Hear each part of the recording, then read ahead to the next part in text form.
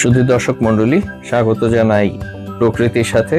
আজ আমরা শিলং সেন্টার পয়েন্টে ঘোরাঘুরি করব। সেন্টার পয়েন্টে কেনাকাটা, সেন্টার পয়েন্টের কি করবেন, কি দেখবেন, তা নিয়ে আজকের এই এপিসোড। আশা করি সাথেই থাকবেন। আমরা শিলং শহরের প্রাণকেন্দ্র সেন্টার পয়েন্টের যেই ব্যতিক্রম বৈচিত্র্য, সেদিকেই নজর দেব।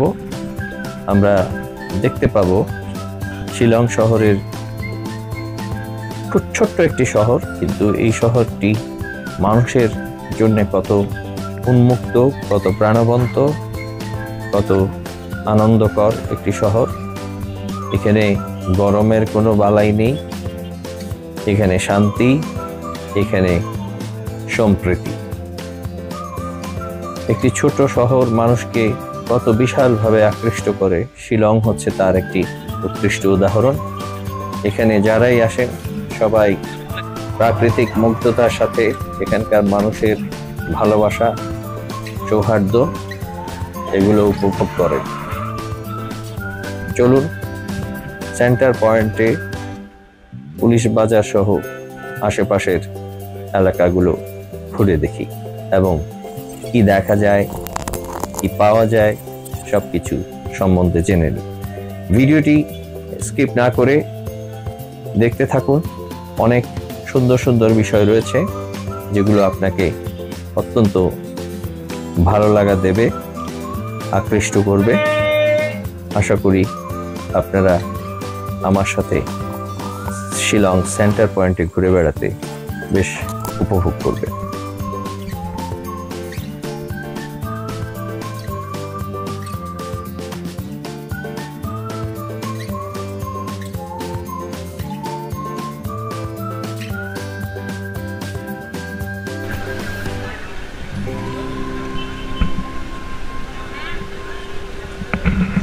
তো সেন্টার পয়েন্টে যখন আপনি হাঁটবেন, বিচিত্র ধরনের পাহাড়ি জিনিসপত্র আপনি দেখবেন।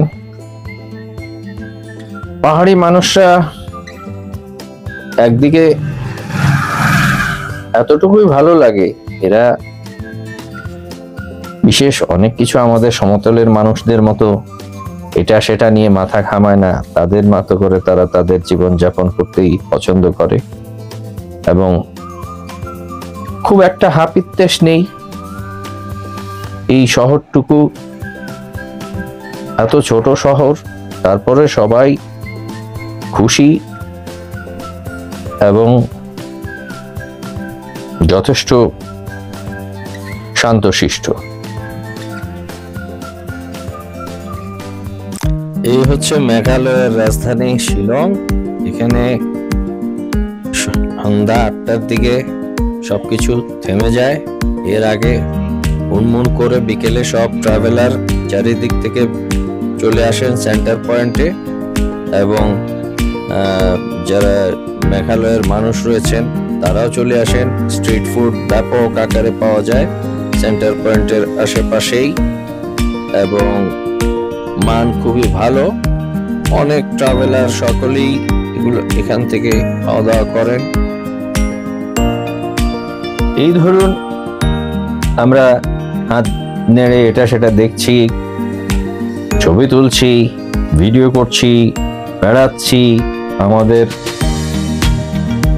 সংখ্যাও ব্যাপক, তবু সবকিছুতেই একটা নীরবতা সবার মধ্যে রয়েছে।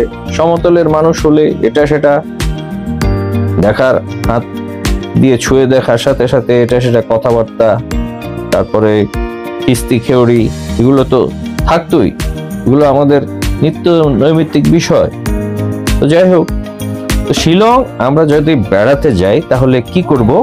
যারা বাইরে থেকে আসবেন, ভারতের বিভিন্ন রাজ্য থেকে তারা এবং বাংলাদেশ থেকে যারা যান, সবার জন্য কিছু ইনফরমেশন এখানে যুক্ত করতে চাই। সেটি হচ্ছে শিলং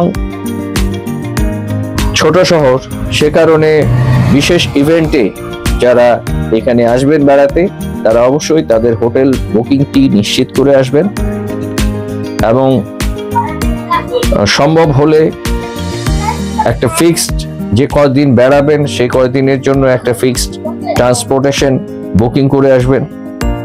এটি খুবই জরুরি, কারণ ছোট শহর, যে কোনো সময় আপনার হোটেল শর্ট পড়ে যায়, তখন আপনি রুম নাও পেতে পারেন। বিশেষ করে বিভিন্ন দিবসে এই ঘটনাগুলো ঘটে। আরেকটি বিষয় হচ্ছে যে এখানে আপনি আসবেন, তো শিলং আসবেন মানে এই সেন্টার পয়েন্ট রিলেটেড এরিয়াতেই আপনি আসবেন, ঘুরে ফিরে এই সব জায়গায়। তাহলে আপনার কিছু কেনাকাটা করতে হলেও এখানেই আসতে হবে। সেই জন্যে আপনি ওই আপনার প্ল্যান ওইরকমই যেন থাকে যে আপনি সন্ধ্যার মধ্যে আপনি শিলং চলে আসবেন এবং আপনার হোটেলে অবস্থান নেবেন। এবং যেহেতু এই মার্কেটটি 8টার মধ্যে বন্ধ হয়ে যায়, মানে 7টা থেকে প্রায় আপনি নিশ্চুপ পাবেন।